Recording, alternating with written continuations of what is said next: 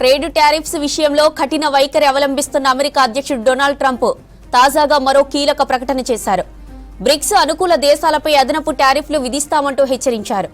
ఈ విషయంపై ట్రూత్ సోషల్లో మీడియాలో పోస్ట్ చేశారు. అమెరికా వ్యతిరేక విధానాలకు మద్దతిచ్చే బ్రిక్స్ లోని ఏ దేశానికైనా అదనంగా 10% టారిఫ్లు విధిస్తామని, ఇందులో ఎలాంటి మినహాయింపులు ఉండవన్నారు ట్రంప్. బ్రెజిల్ వేదికగా బ్రిక్స్ శిఖరాగ్ర సదస్సు జరుగుతున్న వేళ ట్రంప్ ప్రకటన మరోసారి చర్చనీయాంశంగా మారింది. రియో డి జనీరో సిటీలో ఈ సదస్సు ప్రారంభమైంది. ఇందులో ప్రధాని నరేంద్ర మోదీ సహా పలువురు దేశాధినేతలు ప్రతినిధులు పాల్గొన్నారు.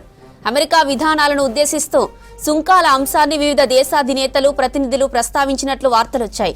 ఈ క్రమంలోనే ట్రంప్ ట్రేడ్ టారిఫ్స్ పై పోస్ట్ చేశారు. ప్రపంచ దేశాలతో ట్రేడ్ డీల్స్ అంశంపైన ట్రంప్ పోస్ట్ చేశారు. వాణిజ్య చర్చలకు సంబంధించి పలు దేశాలకు లేఖలు పంపిస్తామని చెప్పారు. కొత్త టారిఫ్లు అమలు తేదీని అందులో స్పష్టంగా తెలియజేశామన్నారు. నూతన వాణిజ్య సుంకాల తాత్కాలిక నిలిపివేతను అమెరికా మరికొన్ని రోజులు పొడిగించింది. ముందుగా ఈ నెల 9 వరకు డెడ్లైన్ ఉండగా తాజాగా ఆగస్టు 1 నుంచి నూతన టారిఫ్లను అమలు చేయనుంది.